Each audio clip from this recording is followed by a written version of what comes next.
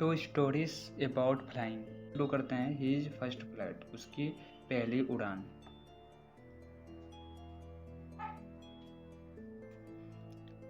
The young seagull was alone on his ledge. Ledge का अर्थ होता है किनारा या कगार। युवा सीगल अपने कगार पर अकेला था। सीगल जो है उस कौवे का नाम है जो उड़ नहीं सकता है, मतलब उड़ने से डरता है। His two brothers and sister had already flown away the day before. He had been afraid to fly with them. उसके दो भाई, फ्लो मतलब उड़ाना, ठीक, और अफ्रेड मतलब डर। उसके दो भाई और उसकी बहन एक दिन पहले ही उड़ गए थे। वह उनके साथ उड़ने से डरता था।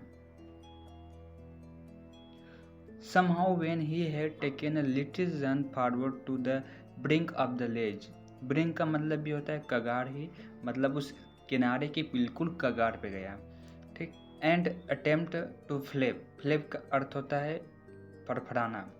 किसी तरह जब वह कगार के और किनारे यानी किनारे के और बिल्कुल कगार पे गया तो थोड़ा आगे बढ़ा और अपने पंख फड़फड़ाने की कोशिश की तो वह डर गया।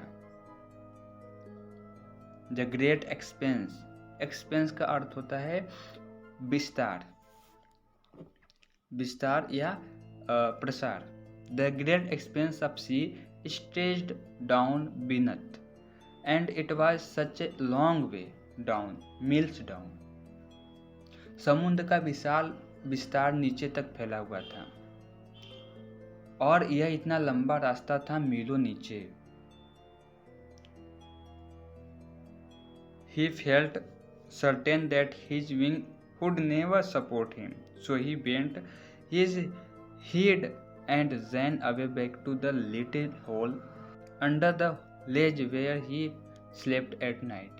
Bend का अर्थ होता है मोड़ना और ledge का मतलब वही किनारा।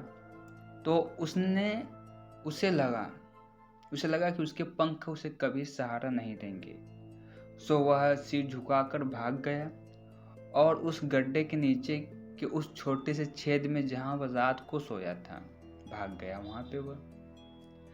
Even when each of his brother and his little sister, whose wings were far shorter than his own, ran to the brink, flapped their wings and flew away, he failed to muster up courage to take that plunge, which appeared to him so despaired. यहाँ पे brink का अर्थ है वही कगार, फ्लेप्ड का अर्थ है फड़फड़ाना, mustard का होता है अर्थ डुबकी या मस्टर्ड का अर्थ होता है जुटाना, ठीक, मतलब करज जुटाना, साहस जुटाना। और फ्लंज का अर्थ होता है डुबकी या कूद पड़ना। डिस्पेयर का होता है हताश हो जाना, निराश हो जाना, ठीक। तो even when each of his brother and his sister, यहाँ तक कि जब उसका हर भाई और उसकी छोटी बहन जिसके पंख उसके पंख से छोटे, बहुत छोटे थे, किनारे तक दौड़े, अपने पंख फड़फड़ाए और उड़ गए, तब भी वह उसकी डुबकी लगाने का साहस नहीं जुटा पाया, यानी उड़ने या कूद पड़ने का साहस नहीं जुटा पाया, जो उसे इतना हताश कर दिया या लगने लगा। His father and mother had come around calling to him silly, upbraiding him, threatening to let him start on his ledge unless he flew away. silly का अर्थ होता है तीव्र कर्कश आवाज में। अब ब्रेडिंग का अर्थ होता है कि फटकारना या डांटना। तो उसके माता पिता आते हैं और उसे जोर जोर से पुकारना, यानी आप बोले तो तीव्र कर्कश आवाज में। सीली मतलब होता है जोर जोर से भी पुकारना। अब ब्रेडिंग उसको डांटते हुए, ठीक। ट्रीटिंग का अर्थ होता है धमकी देना, तो उसको धमकी देते हैं। स्टार का अर्थ होता है भूख, कि अगर जब तक तुम नहीं उड़ते हो तब तक तुम इसी कगार पे, ऐसे किनारे पे तुम भूखे रहोगे। But for the life of him he could not move, किंतु अपने जीवन के लिए वह नहीं उड़ सका या नहीं चल सका। दैट वाज 24 आवर्स एगो, 24 घंटे पहले की बात है। Since them nobody had come near him, उसके पास कोई नहीं आया था, यानी 24 घंटे तक उसके पास कोई नहीं आया था। The day before all day long he had watching his parents flying about with his brothers and sister, perfecting them in the art of flight, teaching them how to skim the waves and how to dive for fish. Perfecting का अर्थ होता है अच्छे से, मतलब पूरी ढंग से किया गया। स्कीम का मतलब होता है हवा में घूमना, ठीक। और डाइव का मतलब होता है, वेव्स का मतलब तो लहर होती है, और आगे है डाइव का अर्थ होता है गोता लगाना या मछली पकड़ना।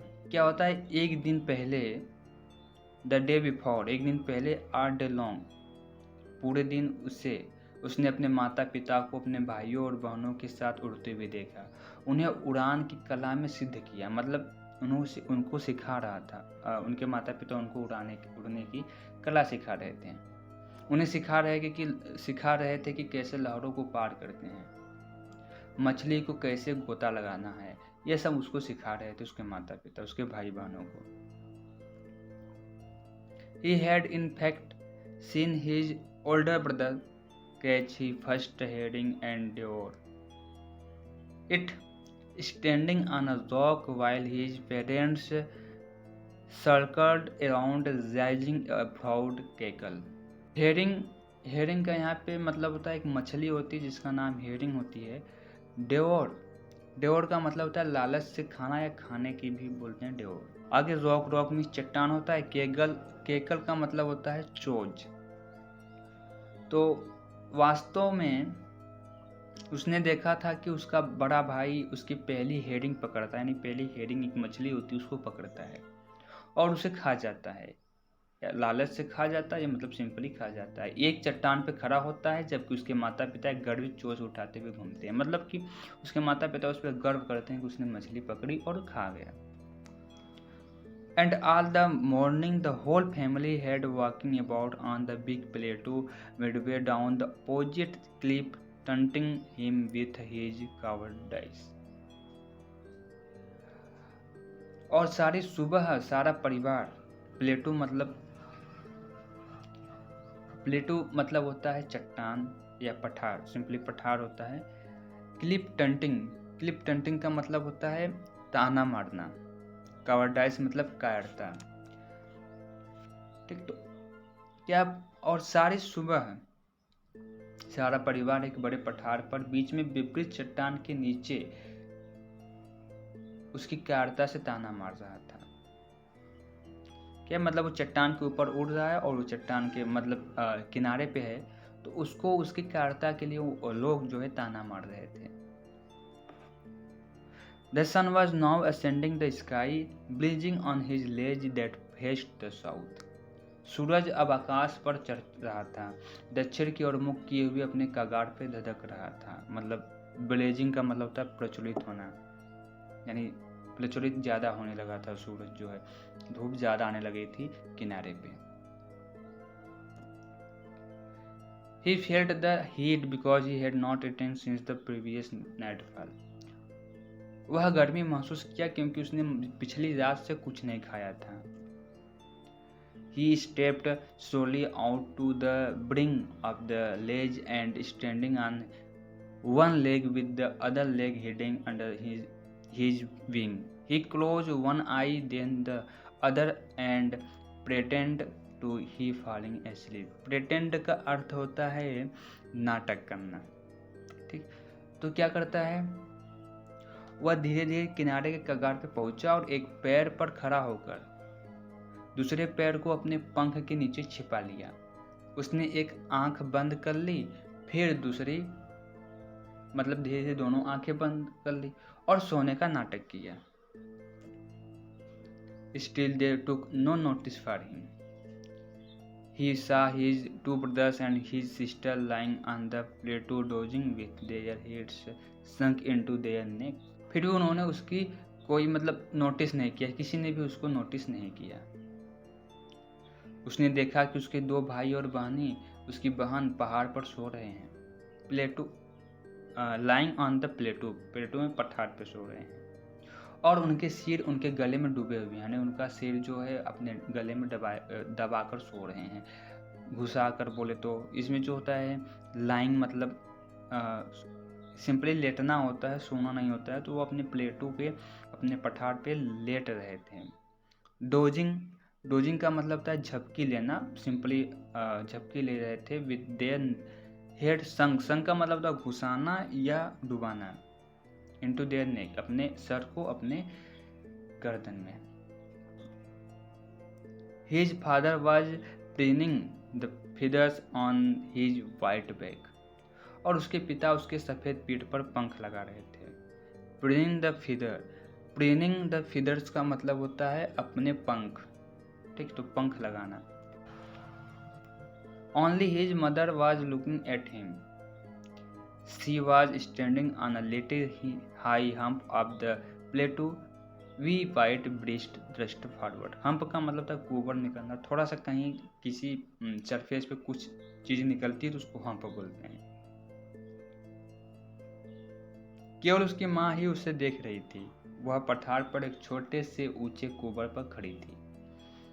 उसका सफेद ब्रिस्ट का मतलब होता है स्तन, उसका सफेद स्तन आगे की ओर जोर लगा रहा था। सिंपली यह देखा जाए तो उसकी माँ जो उसको नोटिस कर रही थी और चाह रही थी कि वो उसके पास आए। Now and again she tore at a piece of fish that lay at her feet and then scraped each side of her beak on the rock. Scraped का अर्थ होता है खत्म कर देना या उसको खुरच देना, खुरजना या खत्म कर देना। तोड़ का मतलब होता है फाड़ना, फट गया मतलब फाड़ दिया जाता है। तो यहाँ पे टोर मतलब सी टोर मतलब उसने फाड़ दी पीस ऑफ फिश यानी मछली के टुकड़े को।